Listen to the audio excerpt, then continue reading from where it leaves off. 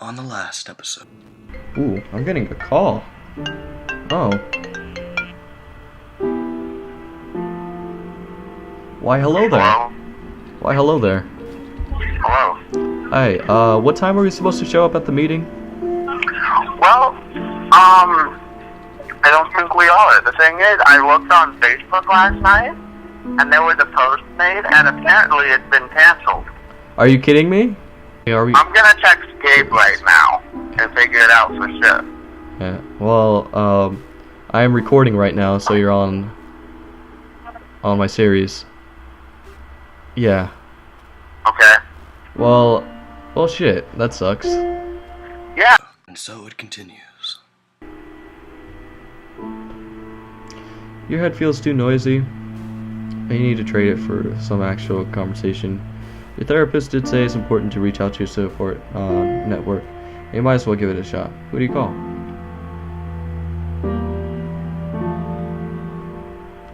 Your mother, she unconditionally loves you even though she doesn't always understand you. Your coworker Sam, he's friendly enough to and could be a good distraction. Malcolm, he's family and fun to talk to. Talk to your girlfriend, You dial Alex, who picks up after 2 rings and asks if she has time to talk. She tells you that she's hanging around in her PJs and is actually somewhat bored for once due to being caught up in some coursework. You try to figure out where to start and about how you're feeling and overcome with missing her face. You ask if she feels like grabbing some dinner and you notice her barely contained surprise and delights on the other end of the line. See? You should always hang out with your girl. You meet out a half an hour later with an expensive dinner not far from your apartment. While the food is not great and you're surprised about how much your food seems to elevated, just like being in your company. Well, at first you were extremely hesitant to talk about. I gotta check if I'm still recording. Yeah, everything seems to be working. Am I still recording? Yep. Okay. Oh, I lost my place. I am extremely tired right now. You're surprised about how much your mood has seems to elevated just by being in our company. While you're at first extremely hesitant to talk about your job situation, for in fear of being burdensome or sounding like a whiner, you hear her listening intently to do with what even to you seems like genuine concern. After winding down after a beer, you cautiously open up a little bit more about your feelings about surrounding your job and how it's drained you and leaves you feeling how you're simply existing, selling days of your life for no real purpose. You're surprised even yourself as you start talking about how frustrated and stimmed, I think that's how you pronounce it, you feel about your job. About how you used to feel passionately about things, but now it's like all your energy and capacity for creativity is getting leached out of you every single workday. You can't remember how long it's been since you externalized this much raw emotion. The two of you spent several hours in the dinner booth. Long after half-eaten food was cleared and the waitress stopped filling your coffee cups. As you get up, you leave the side wave, the self-consciousness washes over you. You suddenly feel incredibly awkward. Then Alex stands up and grabs you tightly around your waist. You realize, short of boring her with your seemingly endless rants, she's happy that she gotten the chance to spend time with real time with you. It's been, by all accounts, incredibly too long since you allowed yourself to open up like this, and there's almost a palpable feeling of closeness you allow yourself to hold on to as you go to bed that night.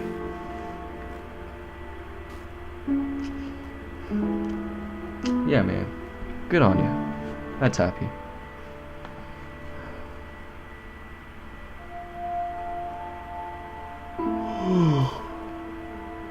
Tired.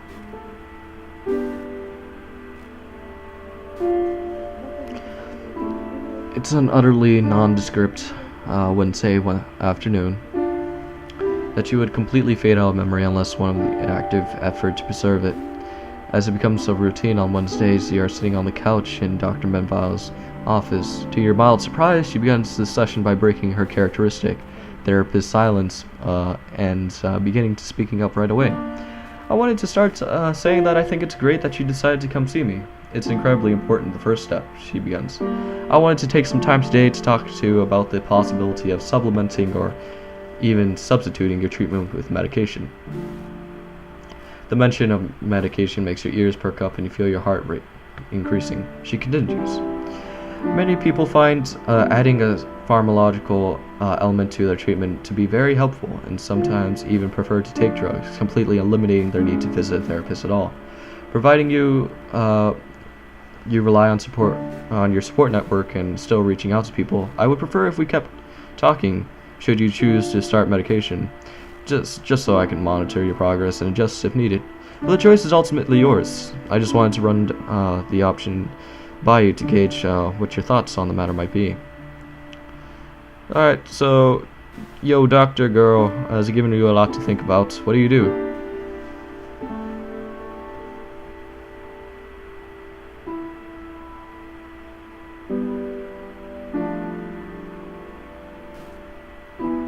You know what? Sure, man. It doesn't help. That's fine. Think about the matter long and hard. It's strange to think that recently none of this sort of things was even on your radar. And here you are, asked to make a decision about it. You're both skeptical and nervous, still getting over the initial shock of even talking to a therapist. Still, over the years, you've done enough entry-level reading on the subject to know that it probably wouldn't at least hurt to try, right? I mean, yeah, whatever, I guess that works. After an immense and protracted period of internal acceleration, you decide to bite the bullets and go for it. You tell Dr. Medvile that you'll try medication in addition to your therapy. And you spend a half an hour deciding what you'll be taking and what you should expect from it. Thinking back on your decision later, you're pretty sure that you had your fist tightly clenched the whole way through.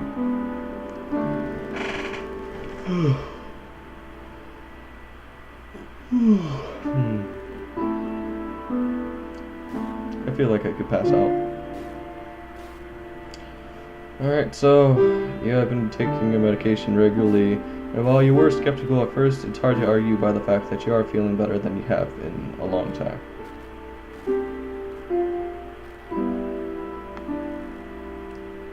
Ooh, is that steak? I like to think that's steak. I would think that was rice, or maybe even mashed potatoes. Mashed potatoes go good with steak. Garlic mashed potatoes, and then creamed spinach. It's freaking awesome.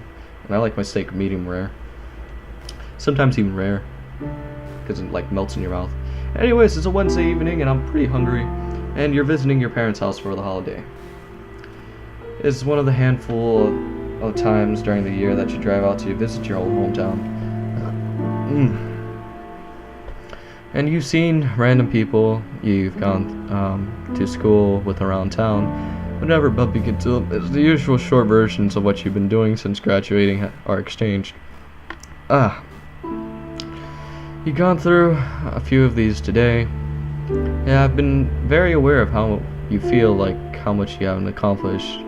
While you were in high school, you had much larger plans, and you feel like you failed to manifest most of them.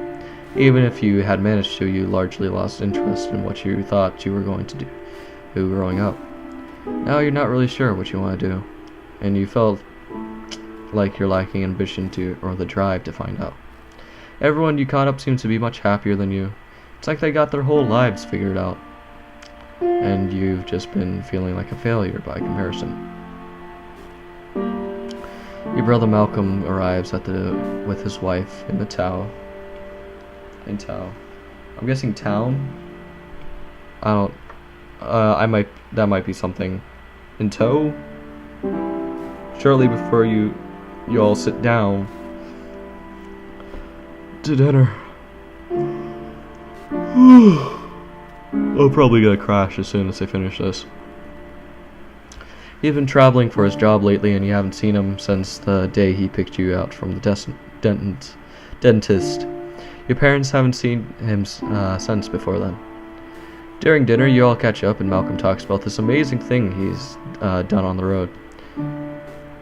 Your mother turns to you and asks what you've been doing since you've seen him last. The same old, same old. Nothing really new going on, I say. Your mother makes a face. So nothing new? How long are you planning on staying at this new job of yours? What do you say?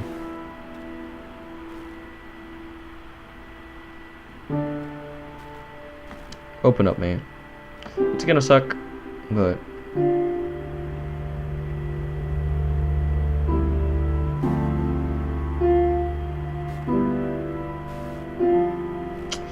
Actually, you start sheepishly. I'm not really sure what I want to do right now. Your mom puts down her fork. So what, you're planning on living this way for the rest of your life? How would you afford a house on that paycheck? What about kids? Yo. For one, I'm even concerned about living right now. I don't even know if I want to continue living. I know it's in good intention, but yo, I don't even want to worry about that. I don't want to worry about kids. Kids are crazy, yo. You raised me. You know how that is. And you know what? I'm managing just fine. I got my therapist, and I'm doing my best. Okay? So you better shut your mouth. Your father interrupts, slightly placing a hand over your mother's. It's okay, Linda. Just let the kids be what they are. There's nothing wrong with not knowing what you want to do in your 20s. I didn't even get into construction until I was nearly 40. Your mother looks across the table, unsatisfied with your husband's reasoning. I don't think it's normal for someone at that age not to have a path. You need to think hard about it, or you never make anything of yourself. You, Mom, come on. Malcolm interjects. You see, everybody will come with you. Everybody helping you out, man. You see, you got your family on your back. You see? This emotionally exhausts you, and you want to tell her that you are thinking hard, and that not knowing it bothered you more than it could ever bother her. Yeah, sometimes it feels like you're lost in a woods, in a world where everyone seems unsympathetic and no one seems to understand. You feel alone in this uncertainty, not sure if you want to continue living this path or even living at all.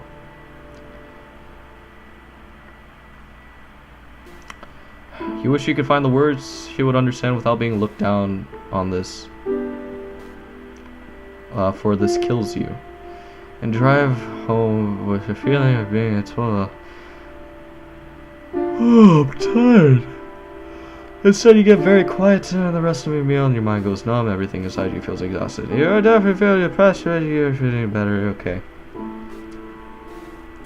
Okay, you're okay, May. It's a rainy night. You're hurrying through the rain to Alex's apartments on her behest. Though your pace is quick, the rain is steadily soaking up your pant legs as you traverse through town. It's darkening and you're already in Portland. Why, man? Dude, rain is awesome. I like the smell of rain. Petrichor, I believe it's called. I don't know.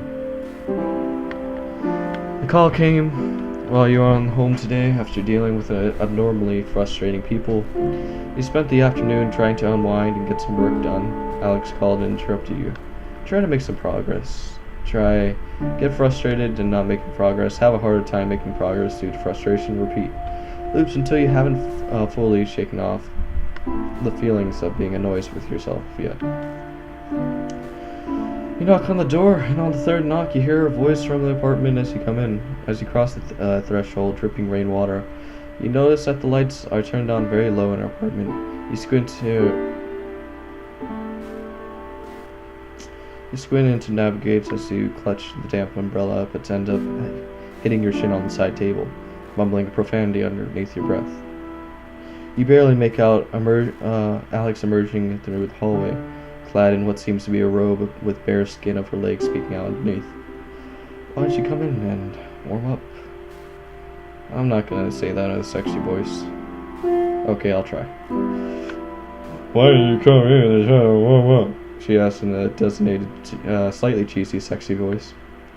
After a beat of silence, she states more naturally, my roommates are out of town this weekend, so I thought it'd be nice to have a little fun while they're away. You appreciate her affection, but are too wrapped up in your negative feedback to be in the mood right now.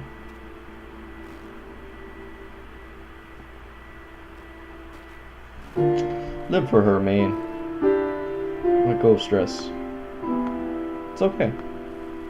You're with your girlfriend. Everything's fine. Oh, nope, I made things worse.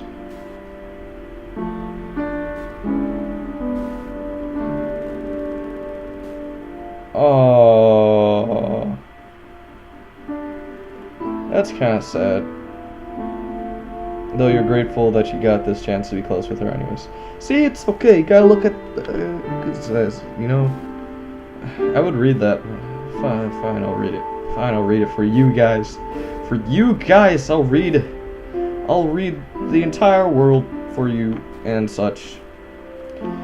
Look at her standing barely lit and notice that's a few candles. Yeah, man, dude, you should have a good time.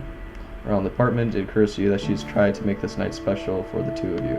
You decide to put aside your bad mood and simply be with her, even though you have a tight knot of antisocial frustration in your stomach.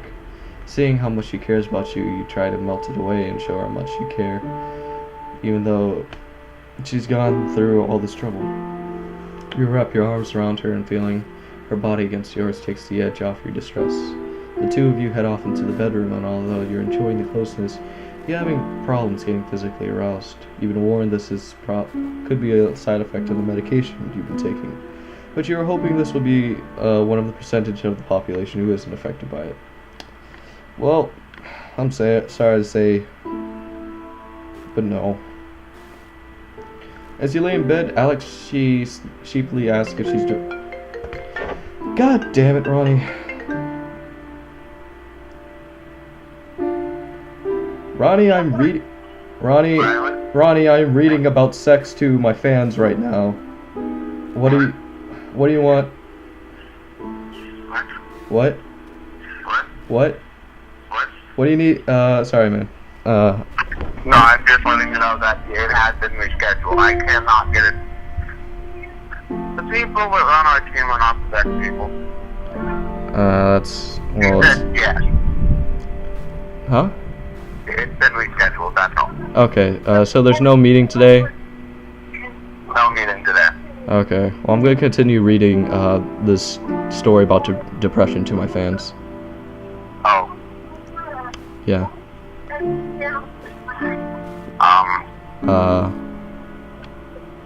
Guess I'll let you get back to that then. You wrap your arms around her, feeling her body pressed up against yours, no. and take some of the edge off your distress. The two of you head off to the bedroom, and although you're enjoying the closeness, you're having problems getting physically aroused.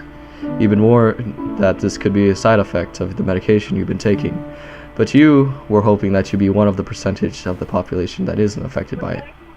As you lay in bed with Alex, she sheeply asks, Is there something I'm doing wrong? You pull her closer. No, it's nothing like that. I'm just having difficulties relaxing. Oh, okay. She looks at you with uncertainty.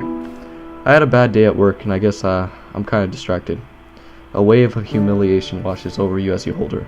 You feel really embarrassed by your inability to perform, even though you're grateful that you got the chance to be close with her anyways. Next. That's a downer. So are you gonna hang up, or am I gonna continue reading? Well, chances are if you keep reading, I'll get Yeah! back to the dinosaur. There's no meeting! Alright, just a sec. There's no meeting! Yeah, they just cancel it! I called! See? See? It is like 10 in the morning. It's too early for me to be yelling.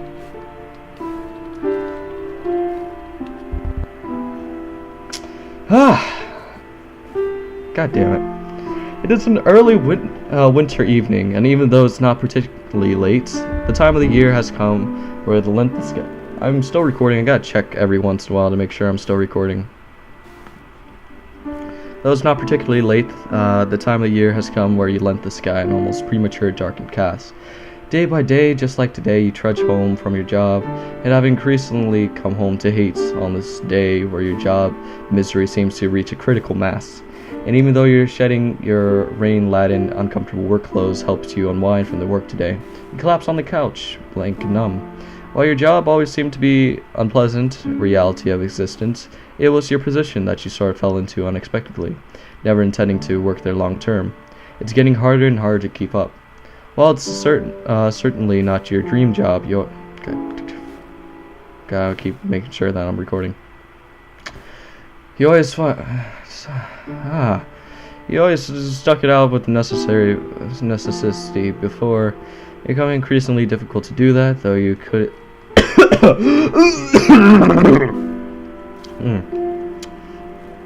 find yourself face to face with the question you just can't ignore. Is your complacency worth the price of this level of misery?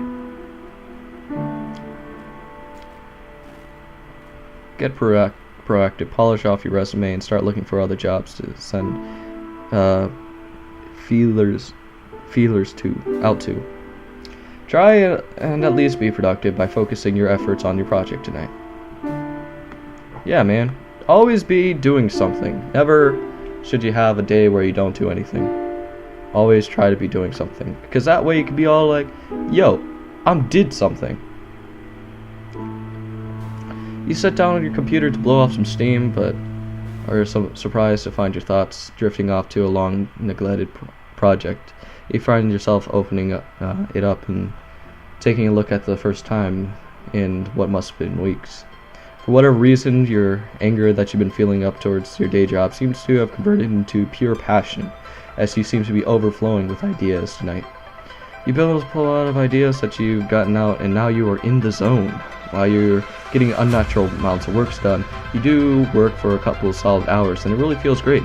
What's more, you share some stuff across your social media networks and receive quite a bit of positive feedback, which makes you feel great. Have you been making the YouTube videos? When you go to bed, top bed that night, you tell yourself that your job may suck, but at least you got something that you really do care about out of the way. You put effort into it, and you feel really good about yourself. In fact, as you're falling asleep, you can barely remember your workday. Hey, man. It's good. It's good, man.